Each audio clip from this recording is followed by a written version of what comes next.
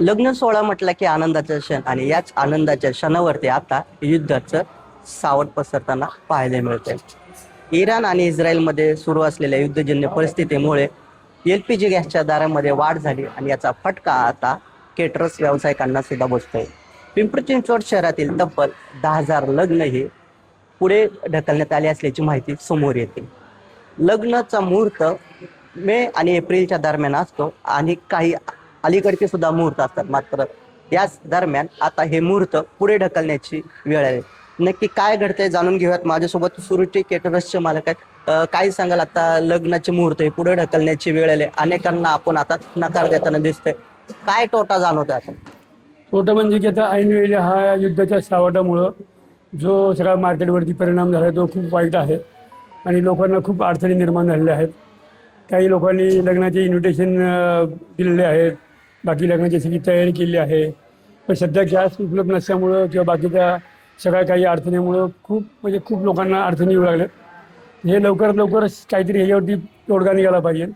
आत्ता कित्येक आमचे सगळे बिझनेस ठप्प झालेले आहेत आणि माझ्या स्वतःकडे लग्नाची 15-20 कामं होती मोठी आणि लहान मोठी डेली केटरिंग चालणारी सगळे आम्ही सध्या स्टाफ केले आहेत. कारण बिलकुल गव्हर्नमेंटकडून कुठलीही काळजी न करता किंवा त्याच्यावरती कुठलाही ठोस तोडगा न करता आम्हाला गॅस सप्लाय बिलकुल बंद आहे 8 दिवसापासून. तेव्हा सगळं बिझनेस हा पूर्ण डिस्पॅच झाला.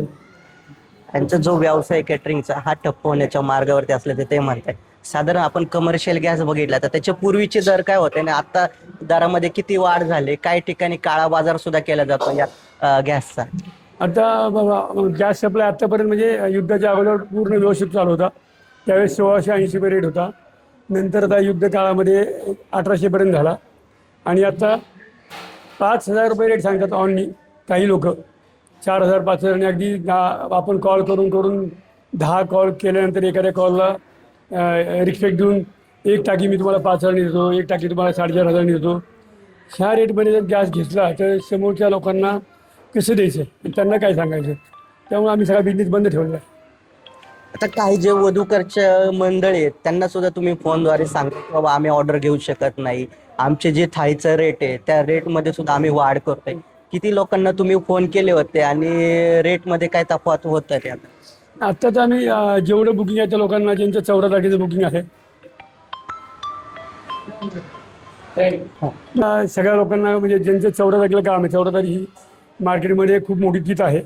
त्यामुळे त्यावेळी माझ्याकडे जवळ 6-7 लाख रुपयाचं काम बुक होतं. बरीचशी कामं बुक होती. मग सगळ्या लोकांना आम्ही रिमाइंडर कॉल केलं की बाबा तुम्ही तयारीत राहा की आपली 14 तारीख तुम्हाला ही एक्सचेंजच करावं लागेल. कारण कुठूनही गॅस उपलब्ध होत नाही. त्यामुळे ती लोकं पण खूप टेन्शनमध्ये आले आहेत. आणि आता एवढे जर ऑननी जर गॅस घ्यायचे आणि जर द्यायचं म्हटलं त्याच्यामध्ये 50% रेट वाढतात आणि तेवढं त्यांना देणं सोयीस्कर नाही आणि आम्हालाही मागणं योग्य वाटत नाही. नेहमी ते कस्टमर असल्यामुळं हा सगळा फरक पडतो त्यामध्ये. आणि सगळ्यांची नाराजी आहे की आता आम्ही काय करायचं काय. इन्व्हिटेशन दिले, 2 दिवसाचे लग्न आले, आता ही कंडिशन कशी पार पडायची. त्यावरती काही तोडगा निघत नाही गव्हर्नमेंटकडून. पण त्यांचं काय म्हणणं आहे आता वधूकरचे जे मंडळी आहेत ते काय कुठं तडजोड करायच्या तयारीत आहे का बाबा, की आम्ही तुमच्याकडून ज्यादा दराने जे प्रत्येकी थाळी आहे ती थाळी सुद्धा आम्ही खरेदी? नाही, तो कोणी तयार नाही आहे. त्यामध्ये ते आम्हाला हायच खर्च पेलवत नाहीत. सगळी मार्केटमध्ये महागाई आहे आणि तुम्हाला आता आम्ही एवढे रेट तर देऊ शकत नाही. तुम्ही आमचं पूर्वी ॲडव्हान्स घेऊन काम बुक केलं, तुम्ही त्याच्यावरती तोडगा काढा. आम्ही त्यांना म्हणतो ठीक आहे तुमच्या रेटमध्ये आम्ही तुम्हाला करून देऊ, काय विषय नाही. तुम्ही आम्हाला गॅस तरी उपलब्ध करून द्या तुम्ही आम्हाला, मग तुमचं काम आम्ही करून देऊ त्या रेटमध्ये. नाही तर तुम्हाला हा पर्याय सुद्धा तुम्ही मग त्यांच्या ह्यावेळेस हे पण आम्ही त्यांच्यावर हे केलं की तुम्हाला असं वाटतं की आपलं काम नेट ठरलेल्या वेळेला व्हायला पाहिजे तर तुम्ही गॅस द्या आम्हाला, आम्ही तुमचं छान काम करून देऊ. तर काही लोक म्हणतात आम्ही प्रयत्न करतो, काही लोक म्हणतात आम्हाला तुमचंच हवं आहे जेवण, आम्ही तारीख एक्सचेंज करू. असं तोडगा पण काढतात लोक. सकारात्मक सकारात्मक आहेत. हो सकारात्मक. लोक काय म्हणतात की बाबा आम्ही कार्य हे एकदाच होतं, तुमची क्वालिटी आहे, आज 20-25 वर्षापासून तुम्हाला आम्ही ओळखतो. तर काही लोक म्हणतात की आम्ही गॅसची उपलब्ध कुठे नाही करून देऊ किंवा आम्ही आमचे घरचे गॅस 4 घरातले आम्ही आणून तुम्हाला देऊ, तुम्ही आमचं वेळेला पार पाडा. काही लोकांचं असं म्हणणं की आम्ही जास्त रेट देऊ शकत नाही, आम्ही डेट पोस्टपोन करतो किंवा आम्ही नंतर एक्सचेंज करतो. साधारण आपण मागील वर्षाचा विचार केला तर मागच्या वर्षी लग्नाचे मुहूर्त होते, किती तारखा होत्या मागच्या वेळेस आणि यावेळेस त्याचा तोटा जाणवताना दिसतोय. कृत्रिम टंचाई निर्माण केली जाते आणि ही युद्धजन्य परिस्थिती त्याचा फटका व्यवसायावरती बसताना दिसतोय. आता म्हणजे आता कृत्रिम दंड म्हणजे गॅस नाही असे म्हणतात थोडेफार मार्केटमध्ये उपलब्ध आहेत, पण ही लोक कृत्रिम टंचाई करून ना, आपण त्यांना 10 वेळेस फोन केला की ते नाही म्हणतात, 11 फोन म्हणतात की शेड आपको बहुत इमरजेंसी है तो हम आपको देंगे, लेकिन उसका 18 किलो का कमर्शियल गैस टंकी का रेट आपको 5,000 रुपये देना पड़ेगा। तो 1800 के बाद में अगर 150% एक्स्ट्रा बढ़ा के देंगे तो हम क्या कमाएंगे फिर, और आगे कोई देने वाला नहीं इतना पैसा।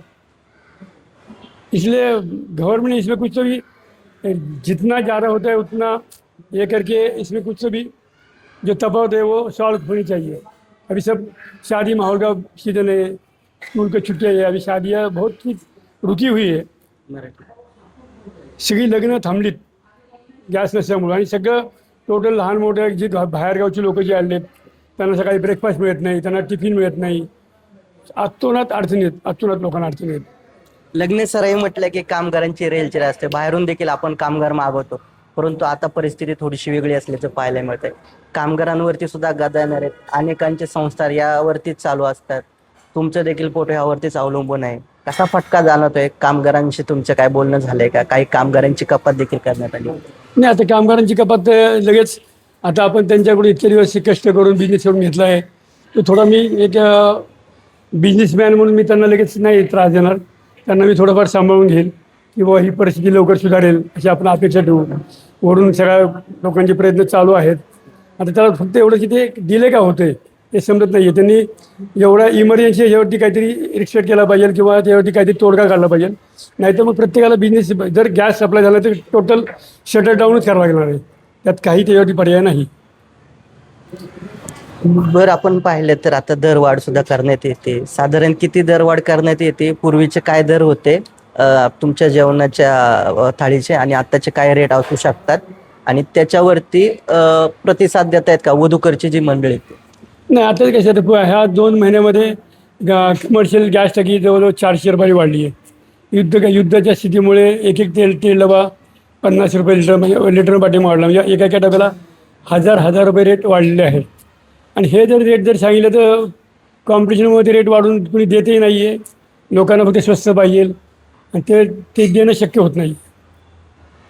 त्यामुळे बरेचसे लोकांचं मग कसं शॉर्टकट करतात किंवा नाहीच आता कुठे ॲडजस्टमेंट नाही तर मग थोडं 100 लोकांचं काम 25 माणसांमध्ये घरातली घरात करून घ्या, अशी लोकांना पण ते एवढं पेरवणं अवघड झालं आहे। इतकी महागाई आहे मार्केटमध्ये, आणि कुठेही केंद्राकडून किंवा तुमच्या राज्य शासनाकडून कुठली ठोस पावली उचलली जात नाही अजिबात सुद्धा।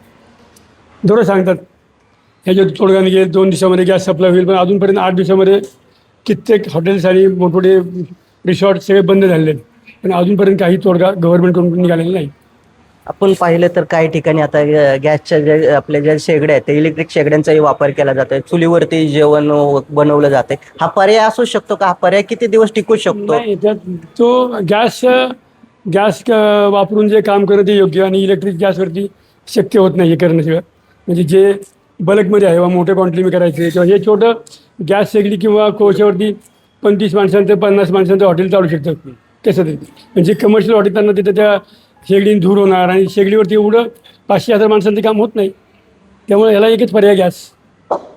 सरकारला काय आव्हान कराल की बाबा ही युद्धजन्य परिस्थिती निवळली पाहिजे, कमीत कमी जे आमचे कामगार असतील किंवा तुमचा जो व्यवसाय आहे त्या व्यवसायाच्या दृष्टीने काही प्रमाणात ही दरवाढ कमी करण्यात यावी का?